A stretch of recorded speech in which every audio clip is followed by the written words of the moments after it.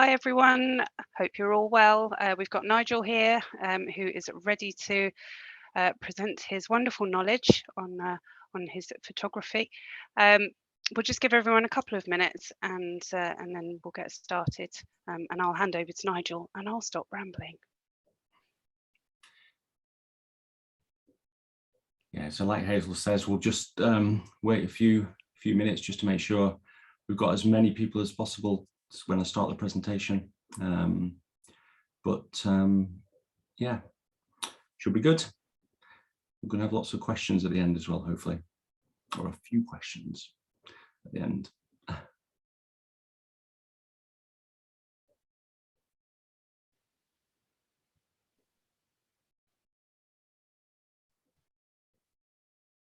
My Pebbles isn't in the room, my dog, at the moment, but she might do at any time through this.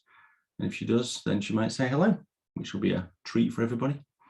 As long as she's not naughty. Our first question is, how's the back recovery going? We were just speaking about that.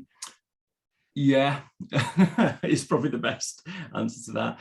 People have probably seen that I've done YouTube videos now out in the wild, so that's good. Yeah, but my back, for everybody who's listening so far, is getting there. It's very, very, very, very slow. I'm way worse off than I was before the operation. I won't know for probably 6 months, I don't think, and to know whether it's actually improved it, and it'll be much more painful for those 6 months.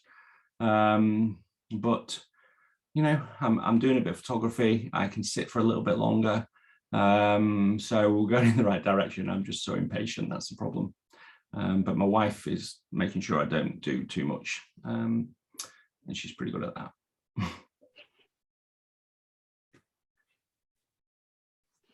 Okay, Nigel, do you want to start? There's still people coming in, but yeah, I think if you start slow, then people. Yeah, I will do. And the first few slides aren't anything particularly special anyway.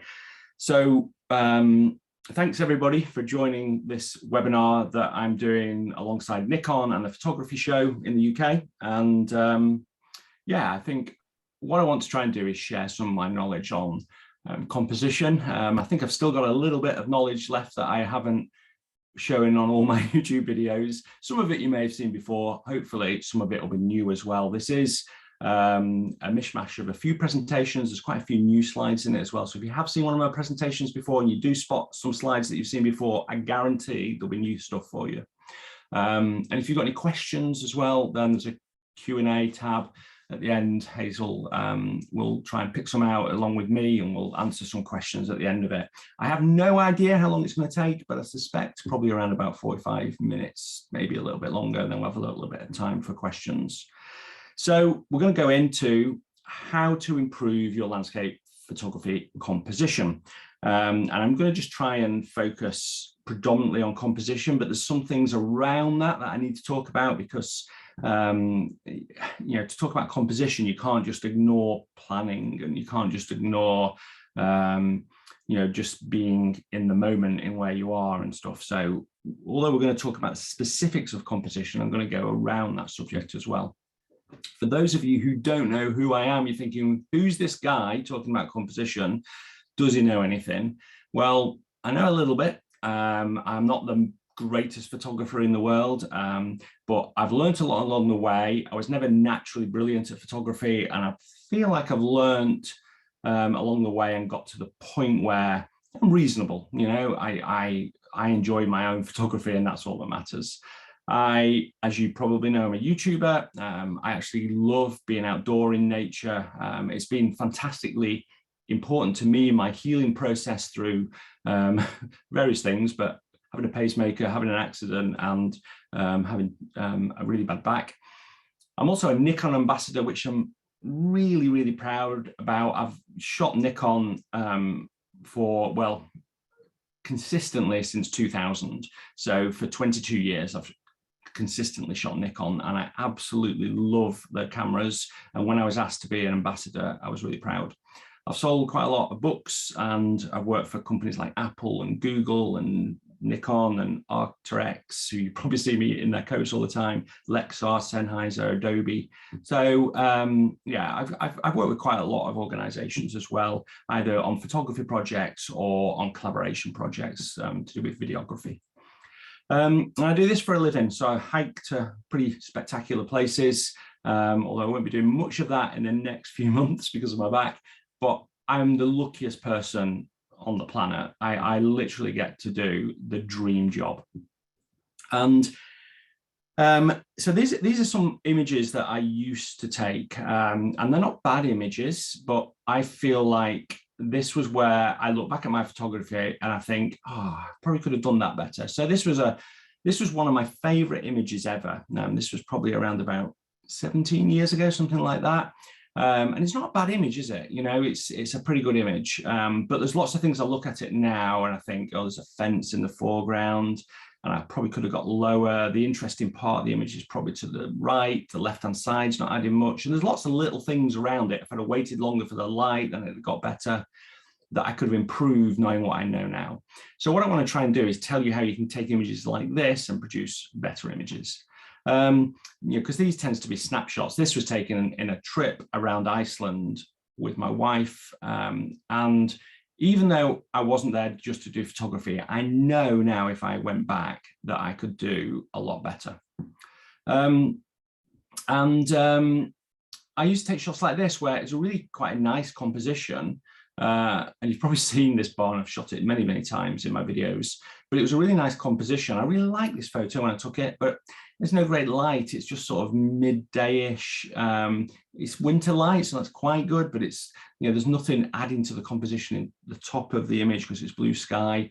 The trees sort of get messed in the wall in the background as well. So there's a few things I could have changed around that. Or I took shots like this. This is actually a shot from around about 2000, I think, where the light was amazing. How many times do we have shots like this where we just get amazing light, but we can't find a composition? But I used to think this was a good shot and now realize that it's just good light. It's not a good shot. There's no great composition there. So what is great composition? You know, how can we take great photos? What does it all mean? Well, I've talked about this again. I feel like there's just fundamentally not much you can do in an image. When you break it down into its components, there's three things really. There's light, there's the subject, what you take in, either mass, my friend here on the end of the cliff, the sea stacks, the rocks in the foreground, the clouds, all those are the subject. And then there's timing. So in this case, there's no waves, but if there was some waves, when those waves hit, when I'm timing it in terms of, is it sunset or sunrise? You know, it might be nice light, but is that light hitting the foreground at the right time? If I waited half an hour, would that change it? Would it make the shadows longer? So subject, light, and timing, those three things make up composition.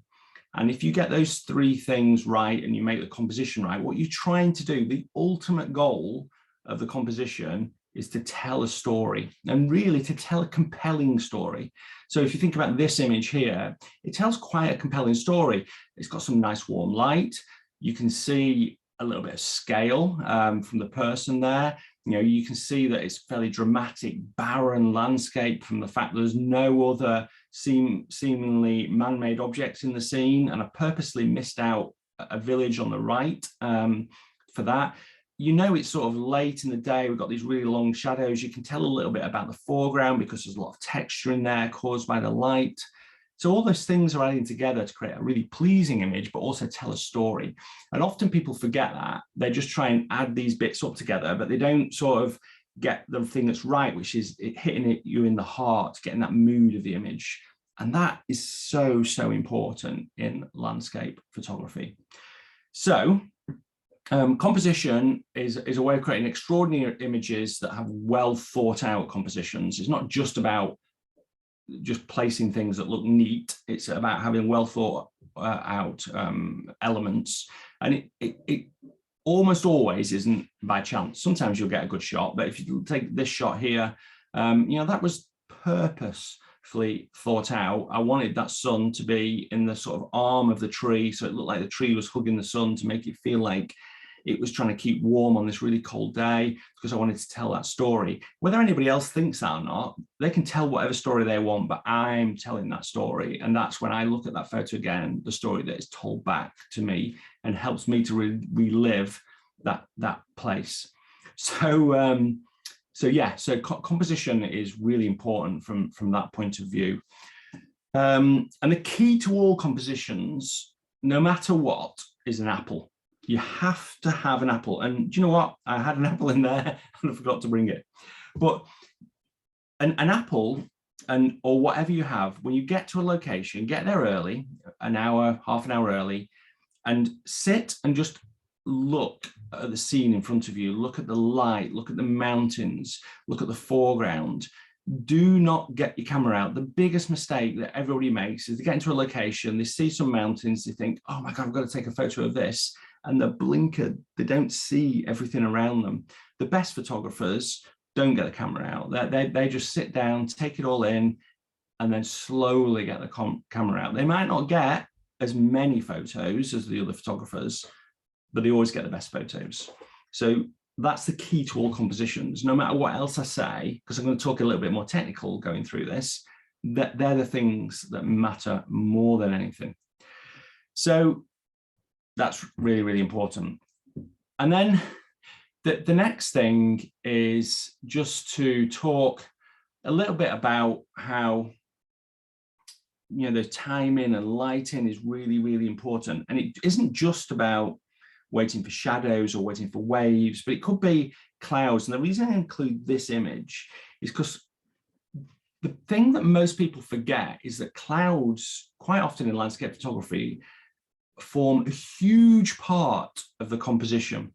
So they are really, really, really important. And just waiting a little bit. So in this case, I waited till this cloud, it was going from left to right, as you can see it. But what I wanted was for this cloud just to get to past the ridge, so it joined up with a line down the sort of where the valley is in the mountain in the background, because it just sort of felt a little bit more balanced. And thinking about clouds is so important. So think about that, you know, next time you're out shooting clouds or any landscape. Okay, so let's get into some of the elements that come together to make a good photo. And one of the most important, and you've probably heard me talk about this on my YouTube videos before, and that is balance, and how important balance is in an image. And the best way to think about this is if we just draw, and we look at balance left to right, and we just draw a line down the middle, then you have a set of predominant features within the image. So in this one, I've got an eagle flying up here. I've got quite a dark rock here. I've got a light rock and the sunset here. On the right-hand side, I've got a waterfall, a mountain. The waterfall is not that dominant, so I'll put a smaller circle, a big circle. And you can see that if we look at that, we've got a medium, a big, and a small on both sides, and they're both sort of the same distance away. And if it wasn't for that wave on the right, then I don't feel like this image would be very balanced. We'd either have to have a stronger waterfall, or the mountain would have to have stronger light on it, or the clouds at the top right would have to light up more. So it's really, really important to have, you know, a real sense of balance to images. Because once you know about balance, you can then start to unbalance images to create a different mood. Or if you want to create something that's just a little bit uncomfortable to look at, maybe it's a dramatic shot and you want to, you know, there's a waterfall falling off the end of something. You just want to create something that's a little bit uncomfortable. When you know how to balance an image, you know how to unbalance it. And then you're purposeful in your decision around composition. And that's what's really important. I have to say with this image, that eagle was pure luck. Pure luck. I didn't know it was there. Okay, so this is another good example of something that, you know, where timing came into it. So there was these three photographers. These were actually photographers on my workshop. I didn't tell them to go and walk onto this ridge. I didn't say, right, you all need to go and stand there on this ridge so I can get this really epic shot. They just happened to walk there, and I waited. There was the guy at the bottom, the guy at the top, and then I waited for the person walking up to be about halfway. And then if you look at this, there's these two diagonals. So if I just go back, you can see there's a diagonal caused by the ridge and the sort of ridge line leading up to it, and a diagonal caused by the mountain. And I just position myself so that that would be a little bit balanced, and this image then becomes quite nicely balanced, and it's just really pleasing to the eye. And there's just something about it that just works really well. The other thing on this image is that I was really careful about where I stood to give a little bit of separation in the background. I had quite a lot of leeway where I could stand left to right, and that just made just a little bit of difference in that background mountain. So the other thing when I'm talking about balance is this image here. So this is me in Iceland shooting this ridiculously epic sunset. This was when I actually went to photograph the previous volcano in Iceland. Unfortunately, my friend Rick, who does a lot of the videos with me now, went to Iceland today, and the volcano has just stopped erupting. So he hiked all the way to the volcano, knowing that he wouldn't see it, but he wanted to go anyway. And there's no eruption. But anyway, I went to Iceland when it erupted last time, and when I arrived, it also had stopped erupting, and this was my volcano. I ended up getting a shot of the volcano erupting as well, but this was my volcano erupting. This what was a sunrise actually at about 2 a.m. But what works with this, I think, is me stood there. This was taken with my drone, and if I just zoom out a little bit and just put these on, you can see that there's two nice opposing diagonals that leads to me. And then this person here, a person has a really high visual weight in an image, so it balances the mountain and the sunrise quite well, actually. And because those two vertical lines are pointing to me as well, the visual weight of me becomes greater because your eye is just drawn to me even more. So if I go back to that again, you can see that it's quite a pleasing image. It sort of balances quite nicely, but if I got rid of me, it just wouldn't work very well as an image. And then this one here is a composition of a shot again in Iceland, and it's just showing how you can use repeating shapes. But I wanted to show this image because there's quite a few elements in this image that I want to talk about that I hadn't got down as different slides, so I just thought it'd be interesting to talk about. The first one is the repeating shapes. So the repeating shapes of the grasses in this black sand here just look really, really nice. And I feel that they lead your eye and create depth up to the mountain in the background. But the most important thing in here, and it actually took me probably well over an hour to get this shot, was just the tiny movements I made just to position myself so that these grasses just all separated themselves nicely from the grasses in the background. So they were blowing in the wind a little bit, and I just reduced the shutter speed. So I captured that movement because that's telling the story. You know, there's a little bit of a breeze there. It's just capturing that movement. The light's just capturing them as well. So I had to wait for the light to catch them.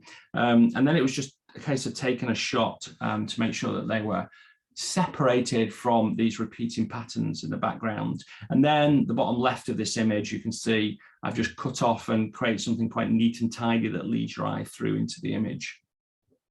This is actually an image that isn't balanced particularly well left to right, but I feel in this case, it doesn't matter so much. It's sort of balanced. You know, this big mound here sort of balances this mountain off, but there's a slight tendency to the mountain on the left. The reason that doesn't matter that much is because you start with the grasses here, you go up here, and then you go up there. And because you have that zigzag movement through, that works quite well. If this mound was here, this bigger mound was here, it wouldn't work so well. So this zigzag through, it's almost like an S-curve through the image, works really, really well. And that repeating shapes and just thinking about the positioning of things within your image is so important, really, really important. So the next thing is repeating shapes in terms of how you can get things to flow together, and you can just find shapes through clouds again. I want to point out clouds because I really feel that they are underused. You know, I judge the World Landscape Photography competition, and in that competition I see, well, this year I looked through 8,000 photos. And the biggest mistake that people make is that they don't concentrate enough on the sky, and there's just something that's maybe just a little bit off-putting, or I'd have thought if they'd have moved to the left or right, or just waited a little bit for that sky to change a little bit, would have really elevated the image. So thinking about the sky, thinking about how you can use the sky in your composition. Maybe you can use the repeating shapes like I've got here, which are mirroring the shape of the coast here. Sometimes you might think, okay, the sky looks like this. What else is there in the foreground that I can find that looks like the sky? Because it's unlikely you're going to look at the foreground and think I'm going to wait for the sky to look like that. So yeah, there's some things to think about in terms of repeating shapes. So the next thing is thinking about depth in composition. And like I say, I'm not going to go through everything in composition. There's so many elements. I'm actually about to launch an ebook on composition that I've been working on for a year, believe it or not. And that's got so many things to go through, and that'll be out in a few months. But the depth is a really, really important one, because I feel like a depth, if you think we view the world in 3D and an image is just 2D, you've got to think, how can you portray that 3D world in 2 dimensions? And this image, I think, has got a few things that give you a good idea of how that works. We've got this big boulder in the foreground. You know that this boulder in the foreground isn't as big as a sea stack, so you immediately know that that's closer to you. So that helps. And then we've got this wave that's separating the sea stack. So again, that's giving you an idea of depth, of positioning, which helps to give you a better view through the image, because not only do you look at an image from bottom to top, but you do actually view an image through it if you can identify depth in it. So just to point these out again, we've got the separation of elements through moving objects like these wave here. And then we've got this close foreground, and the size relationship between this boulder in the foreground, these sea stacks in the background. And so that this boulder is closer to you than the sea stacks are, unless that's just one gigantic boulder, which would be quite unlikely. And then if you zoom in on that sea stack, then you can see that this wave, I purposely waited for a wave that would really separate that rock from the sea stack in the background. And that's really, really important. And I didn't actually know this as well either, but there's a little bird on that sea stack, and that helps because it just tells the story of the size of the sea stack. So you now know how big that sea stack is because there's a seagull on it. So depth is really important. Just before I go on to the next thing, I just want to let you know that I've got an offer on my masterclass courses for the photography show at the moment. And the photography show is a UK show that's being run in Birmingham in September. But on my masterclass courses for the photography show, if you haven't got my masterclass courses, across all the courses, and the Lightroom one, the two masterclass 1 and 2, if you use Photo 40, you get 40% off. And Pebbles wanted me to tell you that. But this is a good example, this Pebbles one, of good use of light in composition, because I've used the modeling to just add a little bit of depth to the image. And the light helps to give a 3D look to Pebbles. And that's how portraits and people use modeling lights. You can see the light that I've got coming from here. I've got a light on my face that creates depth, creates 3D, and that adds to the image. It makes it much more pleasing to look at. So whilst we're talking about light, let's talk a little bit more about it and talk about it in terms of composition. Because often we think about light in terms of good quality light. This is amazing quality light. This is on the Isle of Harris in Scotland. And this was actually taken on one of my masterclasses. The light doesn't only provide brilliant colors, saturation, drama, all those things, but it's actually one of the most important things I think that light provides is the ability to separate things, create texture, create mood within an image, create color saturation, and help to tell the story. And the separation is something that you can see here really well. So you can see these grasses, because they're just being hit and backlit or almost side lit by the light, the sun that's setting over there. and then there's a hill and that's in the shade, then that's creating a really nice diagonal that wouldn't really be that apparent if the light was from behind me, because everything would just be very flat. And then also it's creating texture in the mound in the left-hand side. And that texture, if you see a big print of this, it's really amazing, because the wind is blowing the grass and creating these really nice patterns in the grass, and that's being captured by the light.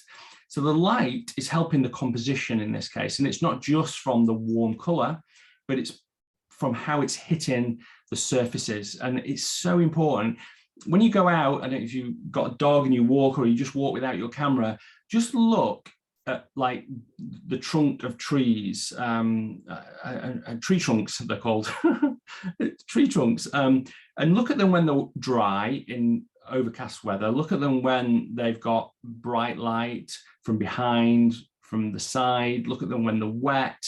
Look at them when you know, there's some really golden light on them, and you'll see there's just, they look so much different. And it's the same with grass and paths and everything really. And if you start to observe those things, then your compositional skills improve as well, because it's how you use the light to sort of paint the landscape. It's a sort of a bit of a twee comment, that paint the landscape. It's a really good way of explaining it, because it is what we're capturing. This is another good example from Scotland as well. So this was on the Isle of Skye, an absolutely amazing place called Elgol. This is not a commonly shot image. You've got to walk a little bit further around this really hard sort of coastline to get to this from where the harbour is. This was really nice light. I mean, this is a fantastic image. I was really pleased with this, but I waited. I had a bit of patience. I don't have a lot of patience, but occasionally I do when light's concerned. And I waited because I thought that there might be a chance, because the light was coming from the left-hand side, that it was just sort of behind the house really. I thought there was a chance that the light might hit the house, but there might just be a gap in the cloud where the cloud might cover the mountain behind it, or there might be a shadow on it. So I waited, and I went from this image to this image, and this is a slightly different edit as well, but you can see that it's just so much more dramatic. You know, if I just go back to this one, you can see that the house is sort of blends in a little bit to the background. This mountain just above the house is just a bit flat, whereas here it's catching a little bit more of the light in a more dramatic manner. And it's just creating more contours and textures on the landscape. And that's just so amazing to see. So, you know, the thing we always want to do as photographers, we don't want to, there's a fear of missing out. We don't want to miss a shot. I can tell you now that if you just find a good composition and just be patient and wait and watch it and forget the other compositions you're missing, you will go home with better photos. You might not go home with more photos, but you'll go home with better photos. And I miss so many compositions because I just focus on a few and try and do them as well as possible. So this is another good example. I wanted to put a woodland photo in. I absolutely love woodland photography. Woodland photography isn't something that I've always really enjoyed. I found it very difficult. We've all been there where we've had a woodland like this. I mean, this is quite a nice shot, actually. This was a scouting shot for this particular woodland. It's a photo that I'm going to show you in a minute, but the actual photo I took in better conditions. But I like this. I felt it was good, but I took this shot as a scouting shot, and then I decided to go back when there was a bit of mist in this local woodland that I've got. And I knew that there was a composition there. I didn't quite know what it was. I thought this was a bit messy, didn't quite work. But when I went back, I managed to get this. And you can see that this is just so much better because I've got a little bit of fog, I've got a little bit of light coming through, and it's just giving this really sort of mysterious view of it. I've also gone in a little bit tighter and moved just a little bit round a little bit, but that was because I knew what I wanted to do with the composition. I knew that I wanted to change this composition from the original scouting shot that I took here. I wanted to go round a little bit, maybe go a little bit further to the left, and you know, it wasn't a big tweak, but it was a tweak that made a difference. So If you have got some woodland shots and you think, oh, I'm not sure about that, then if you go back when it's raining, even if you don't get any fog, when it's raining is good. And you might just get a better shot. And then if you go when it's really heavy rain, you could get something like this, or in the fog with a bit of light coming through. I mean, I think I could get this shot even better. Apart from this silver birch on the left-hand side now has been chopped down because it got some disease, so they chopped it down. And I feel like that silver birch needs to be in this composition, but I also think that if we've got some fog and some light rays coming through, then this would be quite a nice image as well. So I just want to speak a little bit about my gear, and then I want to go on and show you some photos that are taken with different focal lengths, because I think it's always interesting to look at focal lengths. I'm always interested. I'm always the one that goes, oh, what camera did they take that on, or what lens did they take that on? It doesn't really matter, does it? Whether we're taking it on an iPhone or a Nikon or a Canon or a Sony, makes no difference. It only matters what it looks like to the end user. But I'm interested. I'm a gear nut. Obviously, I've got Nikon gear, and I'm lucky enough to be able to get a few Nikon lenses. I realize these are expensive. I've just done a video on the 224-70 lenses, and I think that if I was going to go for one of these now, I'd go for the f4. And actually, I've now added the 24-120 f4 lens, and I think that that's amazing. So that's probably, if I was going to get any lens, I'd probably get the 24-120 f4, then the 14-30 f4 because it's better to put filters on, but it is a little bit softer than the 14-24 f2.8. And then I really like the 100-400 as well, over the 70-200, because it's almost the same size. I'm not too bothered about that 70-100 range. So the 100-400 just gives you that extra little bit of reach. I also have a Nikon Z6 II for all my film work. So on my YouTube videos, and for that I use prime lenses, pretty much all shot on the 24mm, really, f1.8, because it just looks a little bit more cinematic. So looking at images and the focal length of images, then it's quite interesting, really. When I started my landscape photography, I always used to like to go out with a wide angle lens. At that time, it was probably a 24mm or equivalent to a 24mm lens, and shoot. And I always struggled. And the reason being is that the wider angle you have, the more you've got to include in your image, because you've got a bigger field of view effectively. So this is shot, I'm going to show you the same scene shot at 3 different focal lengths. So this is shot at 14mm of this really nice boulder here. This is in Glencoe on top of one of the mountains there. It was a beautiful, beautiful evening. Again, this was actually the end of my masterclass. I talk about these shots in my masterclass, but you can see here, these mountains here in the background are quite far away, 14mm. I was really over the top of this boulder. And then I've got all the sky in because, you know, 14mm, you're getting a lot of sky in. And there's too much blue, really. And all the interest is in the sky just above these mountains. So, you know, 14mm for this, there's a lot of dead space here. There's a lot of dead space in the sky. It just feels a bit unbalanced. It just doesn't work as an image, really. It was worth a try, but it didn't work as an image. If you go back a little bit, then at 30mm, I've stood back from the boulder. I've still got this nice light on the grasses. I feel like I know a little bit more about the environment that I'm in now, because I'm shooting to a location rather than just shooting the whole location. And so I like the way this boulder's sat a little bit more. It feels like it's more part of the landscape. You can see that I've not got the blue sky in anymore. I think the clouds have got a little bit heavier at the time. The mountains are looking a bit bigger because they've gone a little bit longer, and that's a really good focal length to shoot on tops of mountains, 30mm. I use it quite a lot. But then there's a longer one, which is probably my favorite, and this was 60mm. And this was actually taken it was about 4 minutes after this shot. Yeah, so this shot, and then I took this shot. And you can see that I've gone into the clouds, so the cloud detail is so much better. I've not got that blue sky. I can see the mountains in the background, which is better. Now, shooting at 60mm is difficult because you've got to be careful of your depth of field and whether you've got to focus stack, and focus stacking gets more difficult when you've got grasses like this and a background. So it's more technically challenging. And a video on Sunday is all about focus stacking and exposure blending. So make sure you check that out. But yeah, it's worked best. I don't know what you think, but I prefer this. This is my favorite of the three images. And then I shoot quite a lot of longer lens shots. So this is one in the Lake District. This is on Home Fell in the Lake District in the wintertime. And I just like to pick out like trees but have the mountains more dominant in the background, especially when you've got moody conditions like this. This would be a really hard location to shoot at a wide angle. You might get some dramatic sky in, but you get a lot of mess and all the bracken would look very messy in the foreground.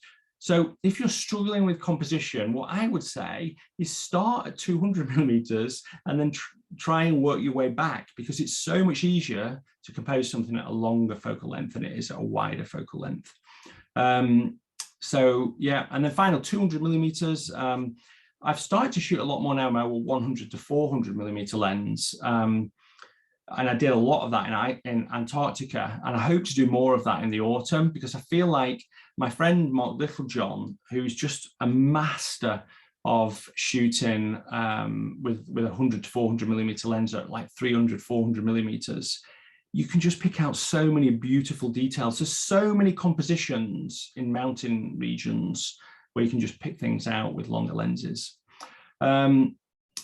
So the other thing I want to mention, and this is a little bit of a off point, but I think it's so important and people don't think about it, is that when you've got a wide angle lens, I've got a camera here, if you're shooting with a wide angle lens, don't just shoot at waist height. Think about that you're going to be pointing the lens down and then go low. So you can see here that I'm very low to the ground. Somebody that's really good at it, I don't know if you watch his channel, Mass Peter Everson, whenever I go with him, he's only got a tiny little tripod. He hardly ever shoots any images more than a couple of feet above the ground. And I feel like it's just, as long as you've got a little bit of mid-ground, as long as you don't go too low that you compress that mid-ground, because obviously the lower you go, the less mid-ground you've got. But if you think of this image here, I'm quite low. I'm probably, I don't know, probably about waist height, maybe a little bit below waist height off the ground. If I went any higher, I'd have too much mid-ground in. I'd make that mid-ground a bigger portion, and so I would not be able to have as much sky. And so you've just got to be a little bit careful about that and how you compose things. And yeah, a top tip.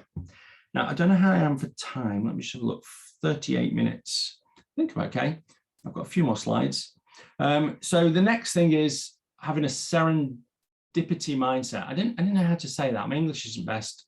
A serendipitous mindset. Anyway, have one of those, which means, what I mean by that is just have a mindset that the longer you spend doing something, the more lucky you'll get, because I find that works for me. So if I stay in one location, like this location here in Madeira, I spent most of my trip in Madeira photographing this tree. I think I went 5 or 6 times, literally hours and hours and hours and hours and hours. I got thousands and thousands of pictures of this tree.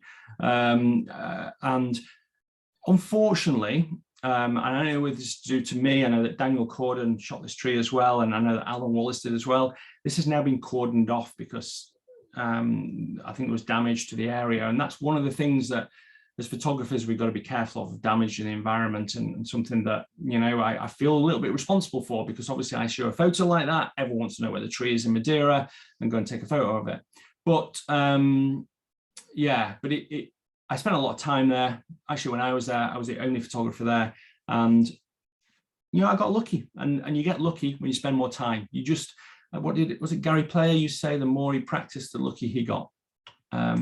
So yeah, that happens. And look how lucky I got again with this tree, with this little bird landing on it here. This was a completely different time of day, completely different conditions, completely different lens.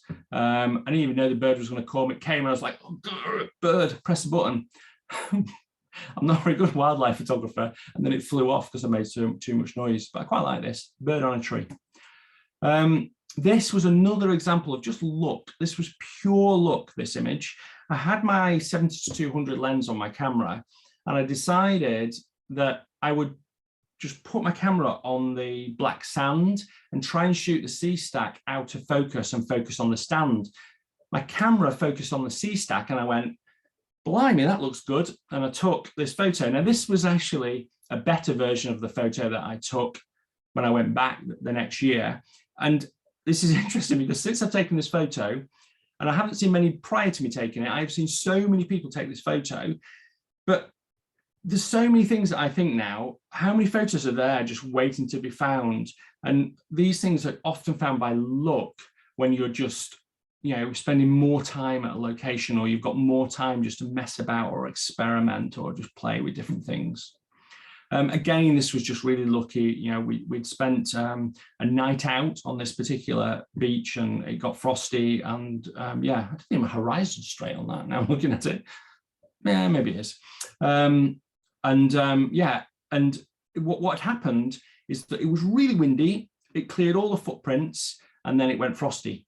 I've never seen this beach with no footprints, and I probably see one now, but maybe there is a footprint there. No, there isn't.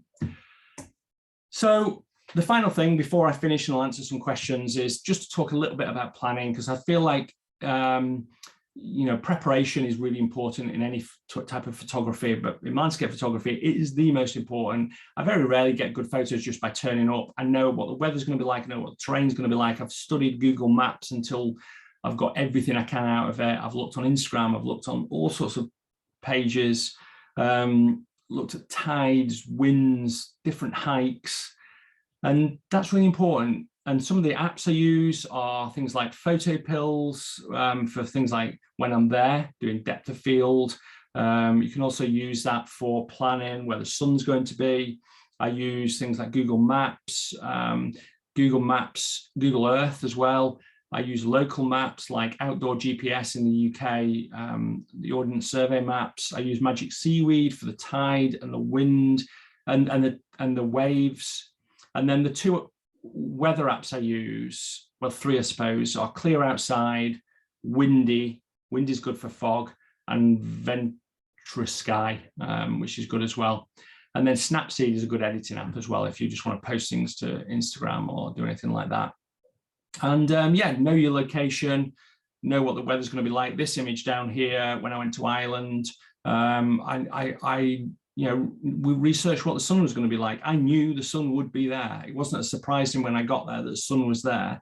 I knew that if I stood in that location, the sun, if I got lucky, and I got lucky, would be in that position, and that would be the perfect position for the image that I wanted to capture. So I'd already visualized that image before I got to the location. And then I knew as well that I didn't have to hike everywhere. I could actually just stay in this one place and be patient and wait for it. So that's it. I don't know if anybody has got any questions. I'll open the Q&A thing here, and there is 3. That's not many. There must be more than 3. So I don't know if anybody knows how to answer questions, ask questions. Usually at the end of one of these, I've got about 100. Maybe I think everyone's just being polite, Nigel. Oh no, here we go. Yeah, maybe they are. They just need to get going. Yeah. Well, I can read these. How's the back going? Well, I answered that at the beginning. Okay. Pebbles or Riot? Glad you're getting better. Thanks for sharing these fantastic photos. I liked everything you said about your work. Do you edit your images to enhance the color or frame? Yes, I edit them. I use Lightroom. If you go to my YouTube channel, I also mentioned that I've got a Lightroom masterclass that you can check out, but there's also free things on my YouTube channel you can go and check for. There's a section called Lightroom. You can see how I edit the photos, but I always edit my photos. I'm not saying you have to, but if you don't edit your photos, then I would recommend shooting them in JPEG on your camera, not RAW. Where to cut objectives along the border of the frame, such as a group of rocks in the foreground. So objects, I think you probably mean, yeah. So when you're cutting things, this is a really difficult thing because there's no right or wrong. I could probably just go back to a few of the other, a photo where I might show something. Yeah, this is a good example, really. So this image here, you know, I really had to think really hard about this rock in the left-hand side here and whether I cut it or I left, and I ended up just leaving a small gap and then just making it a bit darker when I edited it. What you don't want is just a bit of a rock peeking in where you think it's annoying. My top recommendation for that is before you press the shutter button or after you've taken the shot, just look at it. Ideally, take it with your phone rather than on your camera, because then you've got a bigger screen, and then just go around the edges and just think, is there anything distracting? Because I guarantee when you get back to Lightroom, you'll spot it and then you think, oh, I wish I'd moved. So just check when you're in the field around the edges for anything distracting. Will you be recording? Missed the first half hour, expecting to be on the website. Oh, I think, are we recording it? I think we might be. Yes, we are, yeah. Yeah, so we are. I try to avoid focus stacking, probably through laziness. When do you know you have to do it? I talk about that in depth in my video on Sunday, but the best thing to do is try and look at photo pills and put into photo pills where you're focusing, what lens you've got on. It'll tell you what's going to be in focus. If not everything's going to be in focus, then that's probably when you need to focus stack. So I think photo pills is a good start. Check my video on Sunday, and then there's other videos that you can check online as well for that. A question, but recently found out, called Sunseeker. I find you might like it. I've not heard of that actually, Rachel. Sunseeker. I'll have a look at it. How do you approach editing as a process? Okay, so editing as a process, I basically go and I just take the image and I make sure that, I mean, I can't go into details of using Lightroom. So the process I have is I don't look at the images, or try not to look at the images, for a while, so maybe a week or so. So I detach myself from the excitement of the trip, and then I edit it and then move away and come back and edit it. So I come back multiple times to edit it. So that's the best way of explaining the process without going into the details of it. It said join the Zoom afterwards. Join the Zoom afterwards. Oh, I wonder if people were confused. I have updated the website now because the link was the same for both. So, okay. But yeah, a recording will go up. So, yeah. Can I ask, when the first photo of Vestrahorn was taken, looks like a sunset with a mountain and grasses front lit. Do you know what? I don't know. I think it's March. Yeah, March. It's incredibly crisp. There is some separation. Do you use a polarizing filter? Yes, I do. I use a polarizing filter if I'm shooting waterfalls and woodlands when the foliage is wet. Yeah. Going back to the first image, how would you approach that now to improve the picture? Yeah, so I think I said, I won't go all the way back to it, but I think I said I'd just move round a little bit and I'd wait for better light, and I'd move and shoot more into the estuary a little bit more. White balance I use. Okay, so the white balance is usually just cloudy. It doesn't really matter, because if you're shooting raw, you can change your white balance afterwards, but I just shoot on cloudy. I don't think I've changed my camera off cloudy white balance apart from shooting astrophotography, but even then it doesn't really matter because you can change it afterwards. Yeah. But if you use filters, what do you go to? Filter, polarizing filter, I use Case magnetic filters. They're fantastic. Wolverine Case magnetic filters. I use a circular polarizing filter, and then occasionally an ND filter. Not very often though. If I'm shooting waterfalls, occasionally an ND filter. Printing your photographs, top 3 tips. definitely do it. It's number one tip. Don't buy a printer, just get them done at a lab first. If you really love it, then get a printer, because it will cost you your life savings in prints, in paper and ink, and because you'll fall in love with it. Did you say don't shoot in RAW? No, do shoot in RAW. Only don't shoot in RAW if you don't want to edit your photos. Do you use focus stacking for the majority of your landscape images? No, not really. This one wasn't focus stacked, you see now. Probably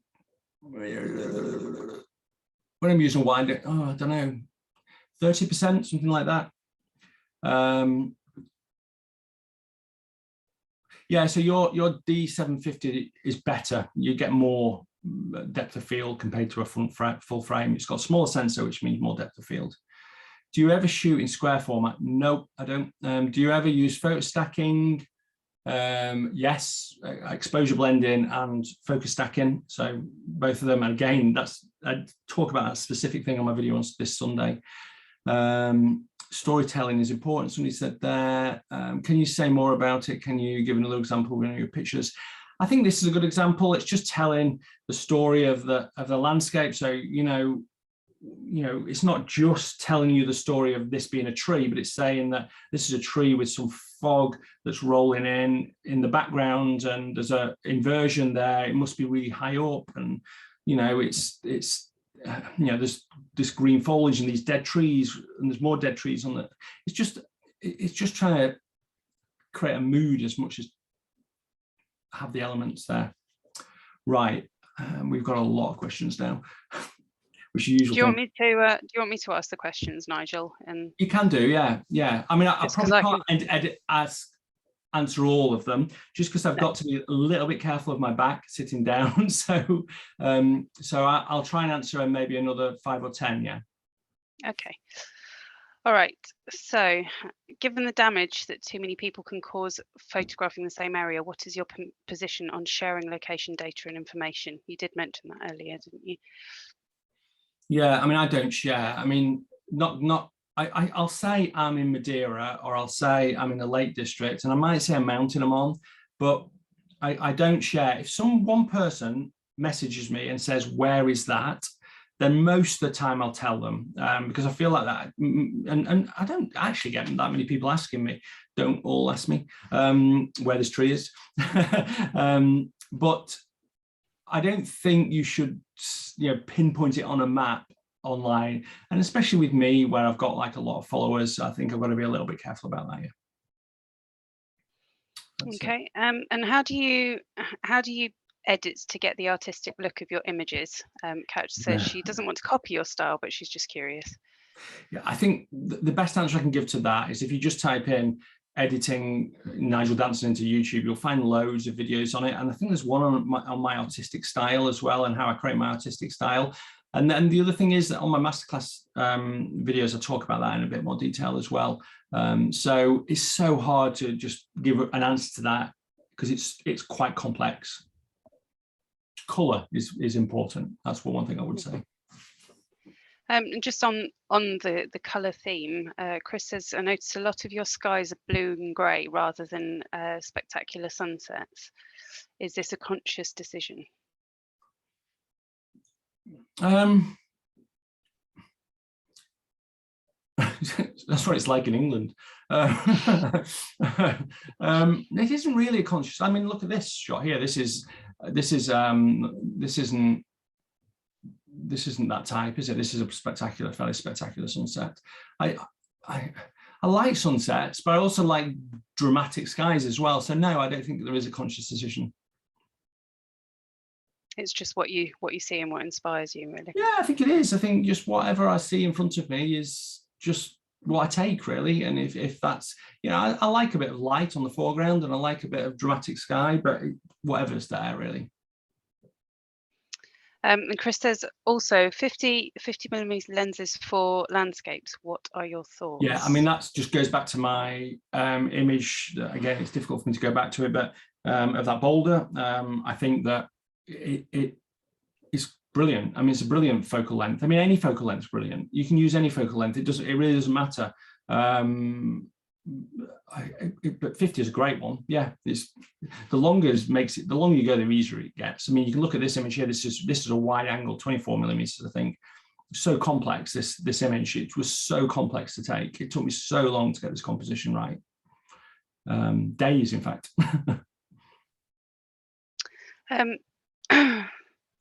Leon says, do you have a camera app for your phone? You just mentioned Snapseed, didn't you? You said Snapseed Yes, for editing and yes.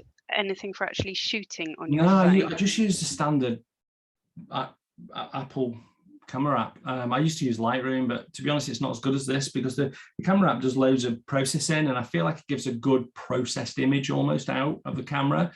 This is my best photography tool. I use this so much, and before I get this out, which is a bit of a beast, but takes the ultimate final shot. But by the time I've got that out, I've done lots with this. Somebody said, oh, I've lost it. Would you say that you hardly take photos outside of the kind of morning and evening? Yeah, I think most of mine in the morning. The light's just better, you know, even if it's overcast, you still get better light. In woodland photography, I'll probably take a few more in the middle of the day, but yeah, morning and evening, really. But that doesn't mean that you can't. I mean, there was a shot I took in the Faroe Islands, a 200 millimeter shot that was in the middle of the day, you know, and in the Lake District is a good example. In the middle of the day, if you get some nice sort of, you know, quite stormy weather coming through where you get light beams and stuff, it can be stunning in the middle of the day. So yeah, you can get good shots in the middle of the day, but you're more likely to get a good shot early in the morning. Okay. Alan said, when printing, do you crop compositions to fit standard frames? No, I just crop, and I'm unusual as a landscape photographer doing this, but I crop to suit the image, and I don't. Yeah, so no, it's the answer. It's as simple as that. If somebody buys one of my prints, then it comes as is, and they'll have to have a bespoke frame made for it. And I know that sounds harsh, but you know, my image needs to be cropped how I think works for that image, and I don't like to keep to aspect ratios. And have you tried tilt and shift lenses? I have, a long time ago. I don't think there's a massive need for using them, really. You can do everything that something like that would do from a perspective shift change. I know that they're originally meant for shooting, well, either large format or like Ansel Adams, or buildings and things, but yeah, I think you can do all the things you need to do afterwards in Photoshop, or just get it right in camera. So I don't think you need to use them. Okay. Just a couple more questions then, because I know you need to get up and have a walk. Otherwise, I'll just be stuck by this. Yeah, I can imagine Anne, my wife, will be knocking on the door soon. So, any tips? Going back to the cropping, actually, any tips on how to use cropping in post-production to enhance the composition? Yeah, I think it's the same as, you know, ideally we try and get the shot right in camera, but that's difficult. I always crop my shots afterwards. And I think it's just thinking about those edges, really, and just thinking, you know, or two things, edges and balance. You know, cropping can help balance. You know, there might be a dead area in the image and you might just want to crop that out. I think a good example of that was this image, actually, that I've got a version of this image where I've cropped out this tree on the bottom right. And I actually prefer that image now. I've put this one in here, but I actually prefer the one with this tree cropped out. So there's no right or wrong, but often there's something that's annoying on the side. You think, why did I leave that in, and cropping it out is probably a good idea. I mean, this image, the way you can see it, isn't quite right. There's a little bit more sky on it. Otherwise, I would have probably cropped it there. I've got a censored spot there as well that I needed to spot out. Sorry about that. But yeah, so I would have the very top right of this image, where the rock just goes really close to the edge. If that was the image and it isn't, I would have cropped that out, I think. Yeah. When you have a very boring and flat sky, but you can't go back to a location, is there anything that you would do to Yep, kind of just don't include the liven it? sky. Okay. Just try and find a composition that doesn't include the sky or includes just a very small portion of the sky. I think I don't think I've got it here actually. No. Again, that's something that I come across all the time, and you've just got to then focus more on the foreground, focus more on a tree or the mountains, or just go with a long lens and forget the sky. That's the most important thing when you've got sky like that. And last question, and I'm sorry to those who are still asking questions, but Nigel and I'll download them all, and hopefully you'll get to ask Nigel at some point, perhaps at the photography show. Yeah, but I'll be there on the Monday and Tuesday, so if anybody's going, then fabulous. Come and say hi. Last question, which is kind of photography related, but more about mindset, I guess. What do you find most challenging about photography?